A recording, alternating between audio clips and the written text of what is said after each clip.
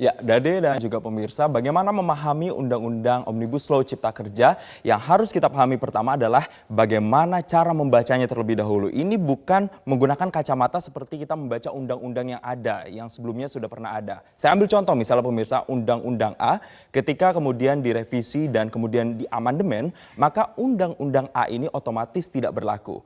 Ini cara baca yang tidak bisa kita gunakan ketika kita membaca Omnibus Law, karena Omnibus Law ini terdiri dari berbagai undang-undang, dan kemudian ada pasal-pasal kalau kita spesifikkan terkait ketenagakerjaan misalnya. Ada pasal-pasal terkait ketenagakerjaan yang diambil dan dimasukkan ke dalam Omnibus Law. Dan pasal-pasal yang tidak dimuat dalam Omnibus Law artinya mengacu pada peraturan atau undang-undang yang sudah ada. Sejumlah manfaat sebenarnya sudah digaungkan oleh Presiden Joko Widodo ketika pertama kali menggagas terkait dengan ini. Apa saja manfaatnya kita akan coba lihat dalam slide yang pertama. Di sini ditampilkan bahwa semenjak pembahasan dari Februari awal, semenjak draft itu disusun oleh pemerintah sampai kemarin Oktober disahkan, ini kurang lebih mencapai 82 undang-undang yang dijadikan satu berisi 15 bab dan 174 pasal. Apa saja yang diatur sebenarnya dalam Omnibus Law ini? Mulai dari yang pertama terkait peningkatan ekosistem investasi, perlindungan dan pemberdayaan UMKM, ketenagakerjaan yang memang beberapa hari ini ramai diperbincangkan di media sosial,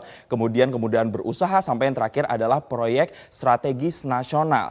Tidak hanya Presiden Joko Widodo saja yang kemudian sudah berulang kali mengeluarkan statement di media sosial dan juga bahkan dalam beberapa kali wawancaranya bahwa Omnibus Law ini adalah untuk menarik investor, untuk menarik minat dan mengatasi tumpang tindih peraturan terkait peraturan usaha atau izin usaha yang ada di Indonesia. Berikutnya kita akan juga melihat apa yang menjadi statement yang dikeluarkan kemarin oleh Menko Perekonomian Erlangga Hartarto, yang di sini yang akan saya tekankan adalah selain poin-poin tadi adalah sehingga kita akan dapat menciptakan lebih banyak lapangan pekerjaan bagi masyarakat dan pada akhirnya akan mampu mendorong perekonomian secara nasional. Tentu untuk bisa melihat apakah benar Omnibus Law ini akan menciptakan banyak lapangan pekerjaan, harus kita lihat dahulu implementasinya seperti apa di lapangan. Namun yang ingin saya ajak pemirsa untuk benar-benar menilik secara lebih detail adalah poin-poin atau bahasan yang sebenarnya disuarakan oleh para kaum serikat buruh dan juga pekerja di media sosial beberapa hari terakhir. Kita lihat dalam slide berikutnya. Terkait dengan waktu kerja, banyak narasi di luar sana yang mengatakan bahwa Omnibus Law ini membuat para pekerja atau buruh terkesan seperti sapi perah dalam tanda kutip karena harus bekerja 6 hari kerja dan 1 hari istirahat selama satu minggu. Padahal kalau kita lihat sebenarnya aturan dalam Omnibus Law ini tetap mengikuti ketentuan Undang-Undang Nomor 13 Tahun 2003, tepatnya pasal 79 ayat 2 tentang ketenagakerjaan. Dan di Undang-Undang Omnibus Law Cipta Kerja sendiri sudah dicantumkan di pasal 77 ayat 2.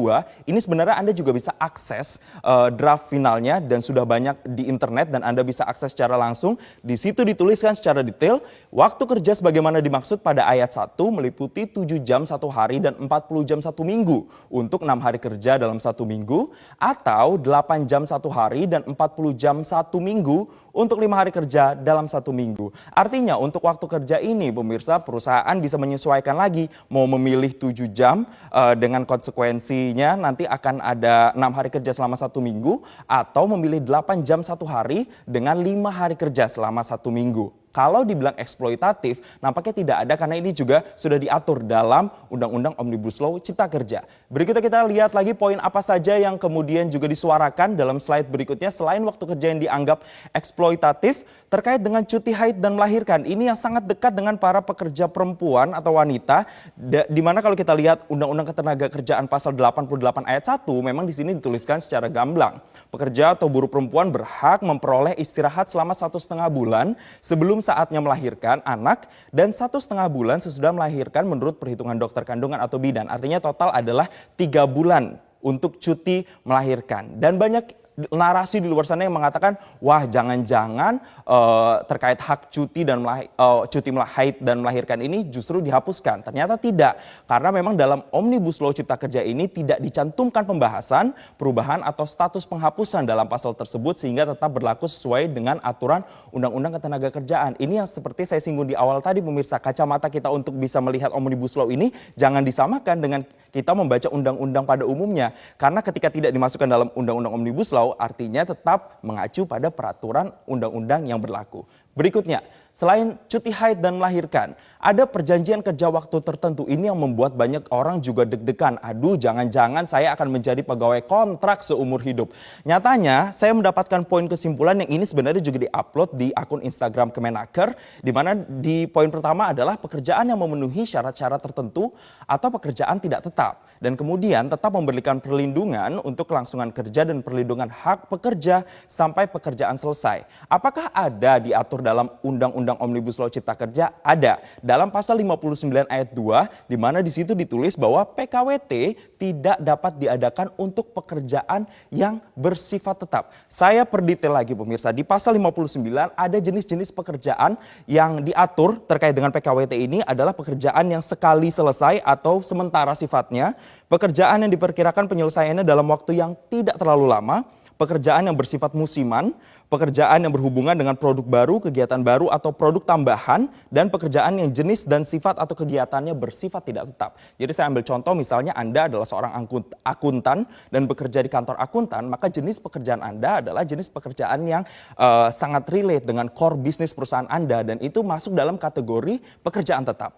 Dan berikutnya, selain PKWT, apalagi yang kemudian disuarakan oleh kaum pekerja atau kaum buruh adalah terkait dengan alih daya. Di sini di Undang-Undang Omnibus Law Cipta Kerja, tepatnya di pasal 66 ayat 1, sudah dijelaskan secara gamblang bahwa hubungan kerja antar perusahaan alih daya dengan pekerja atau buruh yang dipekerjakannya didasarkan pada perjanjian kerja yang dibuat secara tertulis, baik perjanjian kerja waktu tertentu atau perjanjian waktu tidak tertentu. Bahkan kalau Anda lebih detail lagi membaca draft yang kurang lebih sekitar 900-an halaman lebih itu, di pasal di bawahnya juga dijelaskan bahwa ketika misalnya Anda adalah pegawai alih daya atau pegawai outsource, kemudian Anda dipindahkan ke perusahaan alih daya yang lain, maka masa kerja Anda di perusahaan alih daya sebelumnya tetap dihitung. Anda pun juga tetap mendapatkan jaminan dan juga pesangon seperti karyawan tetap pada umumnya atau pekerja tetap. Itu pun juga sudah diatur dalam Undang-Undang Omnibus Law Cipta Kerja.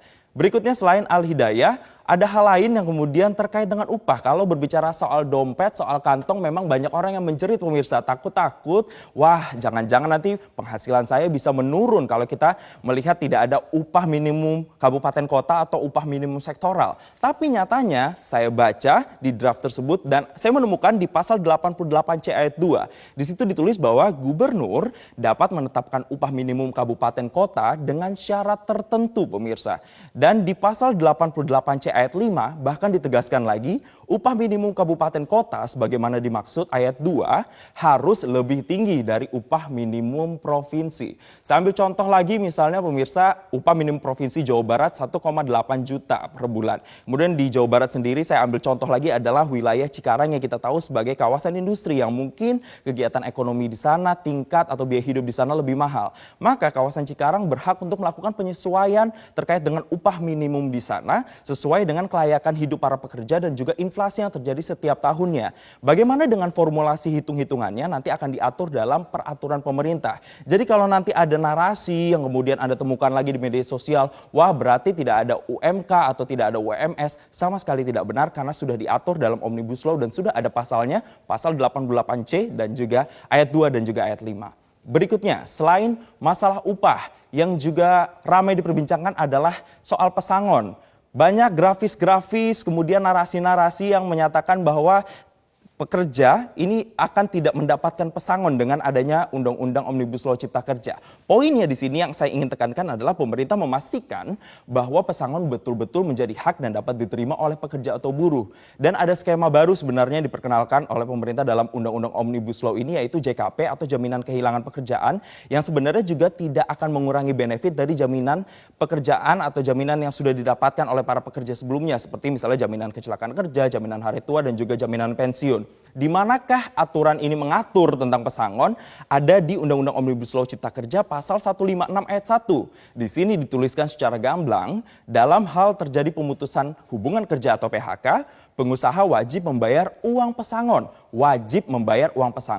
dan atau uang penghargaan masa kerja dan uang penggantian hak yang seharusnya diterima. Jadi di sini tidak benar pemirsa kalau dikatakan bahwa perusahaan tidak membayarkan pesangon, tidak diatur terkait dengan pembayaran pesangon, karena ternyata sudah diatur dalam pasal 156 ayat 1. Walaupun memang jumlahnya menurun kalau kita dibandingkan dengan undang-undang yang sebelumnya yang mengatur bahwa minimal itu pesangon yang didapatkan oleh pekerja bisa 32 kali gaji, sementara untuk di Undang-Undang Omnibus Law Cipta Kerja ini maksimal 25 kali gaji dengan mekanisme 19 kali dibayarkan oleh perusahaan tempat pekerja bekerja, dan kemudian sisanya akan menggunakan skema JKP ini atau jaminan kehilangan pekerjaan yang dikelola oleh BPJS Ketenagakerjaan. Ada alasan mengapa kemudian dikurangi, karena memang banyak investor yang keberatan membayar pesangon pekerja yang begitu mahal, apalagi kalau kita bandingkan dengan negara lain. Indonesia juga termasuk tinggi hingga 32 kali gaji, dan datanya, realitanya bahwa seluruh perusahaan di Indonesia hanya 7%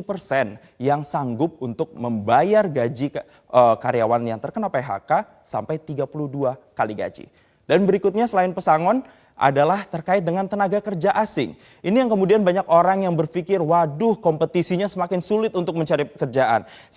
Untuk bisa bersaing dengan rakyat sendiri saja sudah susah, apalagi harus bersaing dengan tenaga kerja asing. Kalau kita memang melihat atau mengacu pada Undang-Undang Ketenagakerjaan pasal 43 ayat 1, di situ dituliskan pemberi kerja yang menggunakan TKA atau tenaga kerja asing harus memiliki RPTKA atau rencana penggunaan tenaga kerja asing. Sementara dalam Undang-Undang Omnibus Law Cipta Kerja pasal 42 ayat 4 bukan tidak berarti tidak diatur pemirsa, tapi di sini juga ditulis bahwa tenaga kerja asing dapat dipekerjakan di Indonesia hanya dalam hubungan kerja untuk jabatan tertentu. Saya garis bawahi di sini pemirsa, hubungan kerja untuk jabatan tertentu dan waktu tertentu, serta memiliki kompetensi sesuai dengan jabatan yang akan diduduki. Dan kalau kita detil membaca pasal yang di bawahnya pun sudah dijelaskan bahwa para TKA ini atau tenaga kerja asing ini tidak akan mendapatkan jabatan personalia atau manajerial. Jadi kalau nanti akan ada narasi yang menyatakan bahwa tenaga kerja asing akan begitu mudahnya untuk bekerja di Indonesia, nampaknya kita harus benar-benar memahami substansi yang tertuang dalam Undang-Undang Omnibus Law Cipta Kerja, terutama di pasal 42 ayat 4 ini. Dan ini adalah beberapa sebenarnya yang menjadi fokus atau yang kemudian ramai diperbincangkan oleh masyarakat beberapa hari terakhir. Namun yang pasti adalah pemirsa, untuk bisa memahami Undang-Undang Cipta Kerja Omnibus Law ini secara penuh, tentu kita harus memahami substansinya. Satu cara yang bisa dilakukan adalah satu-satunya dengan membaca. Kalau perlu Anda membaca secara detail pasal-pasal yang berkaitan dengan harkat para pekerja. Tidak hanya Anda, tapi juga termasuk saya. Jadi utamakan dulu membaca sampai detail, sampai Anda mengerti dan memahami sebelum nantinya Anda update di media sosial.